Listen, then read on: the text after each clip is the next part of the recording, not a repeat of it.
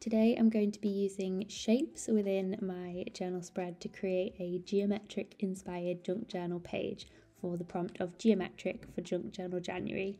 Hey, it's Meg, welcome back to my channel. So today we are creating the 29th prompt of Junk Journal January. We're getting so close to the end of the challenge. I hope you've enjoyed everything so far. We've had so many amazing videos in the collaboration. My journal is getting super chunky and reaching the end of the challenge, or well, nearly the end of the challenge, feels a little bit bittersweet because I've really enjoyed everything so far and it's been such a fun month. So I hope you've been enjoying it too. Let me know down in the comments how you are getting on in these sort of final stages of the challenge. Are you still on track? Are you doing a bit of catch up? Of course, there's no like time limit on anything. You can continue the prompts into February and keep working on your journal. There's also the previous prompts from past challenges if you want to continue. Maybe you've got yourself into a bit of a daily routine and you want to keep that momentum going. There's previous prompts that you can use for that as well.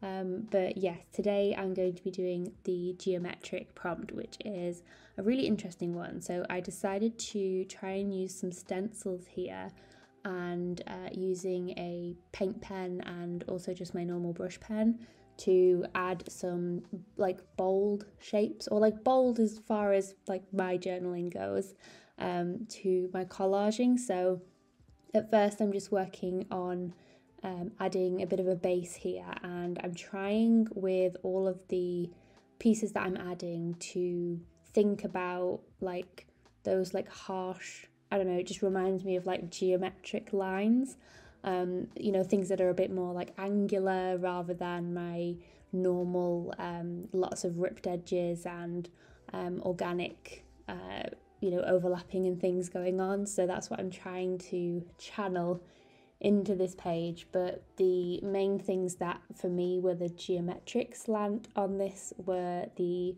stenciling that I'm going to do in a moment, and then I also used geometric inspired at least washi tapes. So the ones that I picked out throughout this video, you'll notice that I've tried to pick ones that had like a grid pattern or another sort of geometric related pattern going on, and so using those patterns as a way of building up different areas of interest on this page. And because this is prompt 29, so I've still got to do 30 and 31 in this journal, and as you might notice I've only got one page left. So I ripped out the grid page at the beginning, and you might be thinking, well, why did you do that? Because then I would have had 2 double page spreads and then the final one. But I've been really enjoying working just on one side of my journals. I think I've mentioned this in a previous junk journal video, and so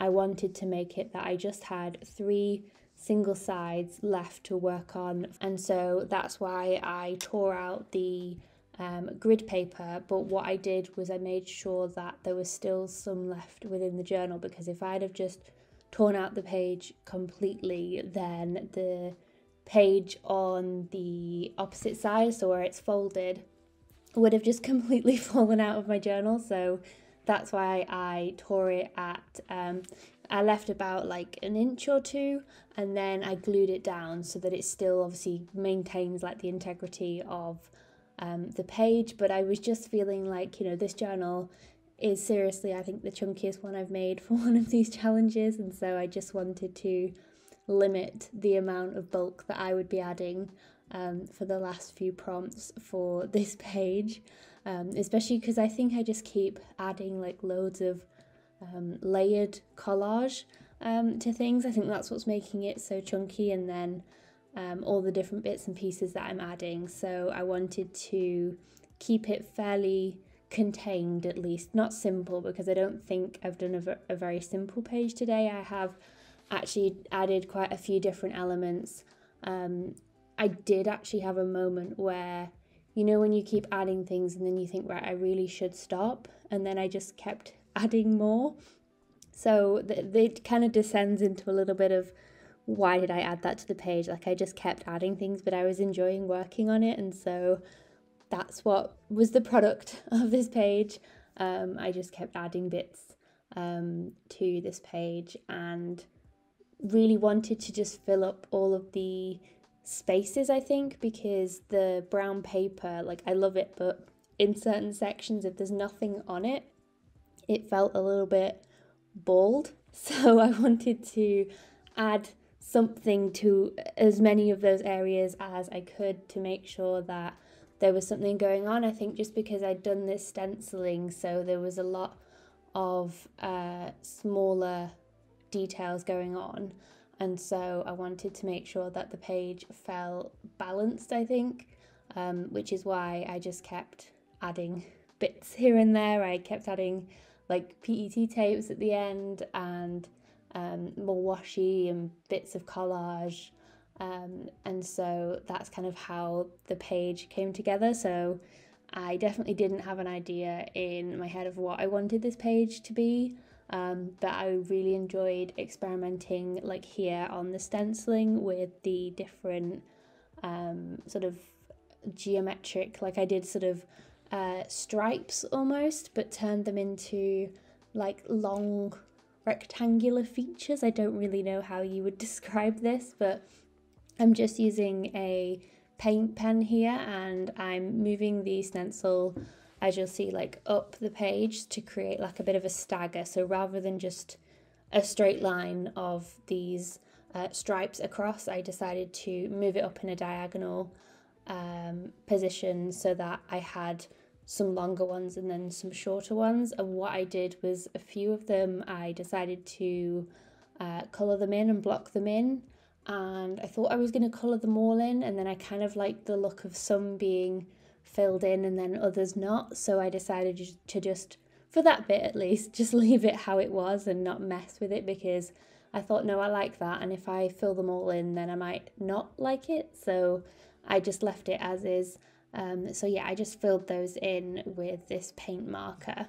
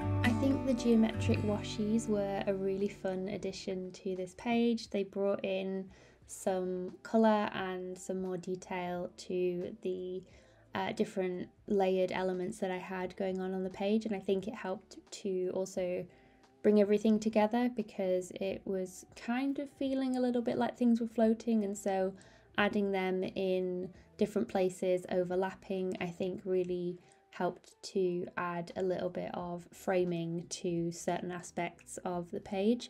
And then this is just some more blue paper detailing because I for some reason had a little bit of a blue corner going on up at the top there, and so then I wanted to fill in this corner, so like I said I kept just adding different things. So I used my number stamps here to add the 29 for the day of the prompt, and then I went and added a couple of extra bits to some more areas. So this is a PET tape. It is by the brand Note and Wish, and it's got like a more of a matte effect.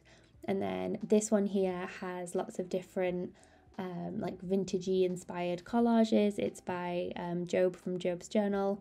I absolutely love this one, and so I'm just cutting these out to size and then adding them in the different sections. So I added this one here at the top, just I think to balance out the blue that was going on there, just to give it some contrast, and then this one here overlapping on the edge as well.